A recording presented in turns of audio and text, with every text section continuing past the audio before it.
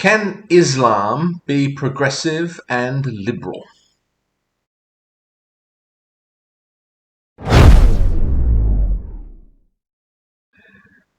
I was a theological student when I first became concerned about Christian fundamentalism. Before I became a Christian, I never knew that such a thing existed.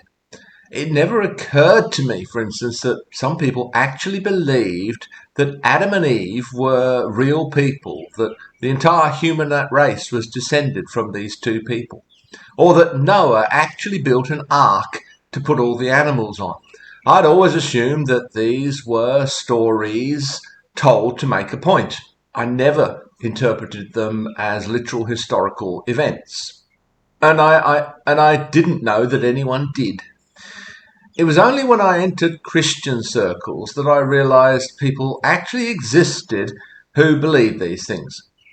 Of course, I didn't encounter them at the theological college I attended, even among the other denominations with which we studied at that time. But I did cross paths with fundamentalists from time to time, and fundamentalism concerned me a great deal. Fundamentalist Islam also concerned me, although I knew much less about it and much less about Islam in general than I did about Christianity. I wondered, though, if there were also more liberal, more progressive interpretations of Islam out there, and I set out to find them. And I did actually find some theological interpretations of Islam that were more liberal than I would have expected. It turns out that there are actually Islamic theologians or scholars out there who are interpreting Islam in a much more progressive, liberal way, using the same kinds of tools and intellectual approaches as the Christian theologians and biblical scholars that I used to read back in those days. I did actually read one volume of Islamic theology. I can't recall who wrote it. It was still more conservative than I would have liked, but it certainly wasn't fundamentalist, and it took a much more enlightened attitude towards the Islamic scriptures, the Quran, and the Islamic tradition. The agenda of these more liberal, progressive Muslim scholars was actually very similar to that of more liberal and progressive Christian scholars. For example, they were intent on reinterpreting the Quran and other Islamic texts in a way that made them accessible for today, and in a way that understood them in the context in which they were written. Some argued that it's only the meaning of the Quran that is actually divine revelation, rather than the precise wording. This precise wording they were happy to attribute to the Prophet, and these words naturally reflected the particular time and culture in which they were written. In other words, they rejected the idea of any kind of strict verbal inspiration. It turned out that there are liberal Muslims who advocate for progressive values such as democracy, gender equality, human rights, LGBTQA plus rights, women's rights. They advocate for religious pluralism, freedom of thought, freedom of expression, and freedom of religion. They're opposed to theocracy and Islamic fundamentalism. They adopt a modern view of theology, ethics, the Sharia law, culture, tradition, and ritual practices. They seek to reinterpret the Islamic scriptures and tradition in order to make them relevant to the 21st century. In other words, their aims are very similar to those of progressive liberal Christian theologians. This progressive approach has its roots in the medieval Islamic philosophy that I've referred to previously.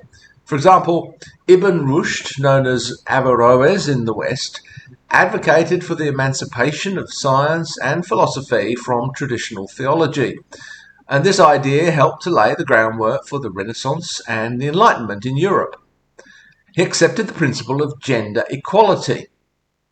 His work has been appealed to by more recent liberal Islamic scholars. Liberalism is traditional too. So essentially, these Islamic scholars argue that the Quran, for instance, has to be understood and interpreted in the context of the 7th century Arabic world, and that there's more than one possible interpretation of these texts. At the same time, they don't deny the inspiration and divine origin of the Quran. Again, this is the same kind of argument that will be presented by a liberal, progressive, biblical scholar. My fears about Islamic fundamentalism were realized in the decades following my time in theological college, as were my fears about Christian fundamentalism, particularly in the last couple of decades and particularly in the USA. These versions of fundamentalism probably have far more in common with each other than with other branches within Christianity and within Islam. Similarly, the more liberal branches of Christianity and Islam would seem to have a lot in common.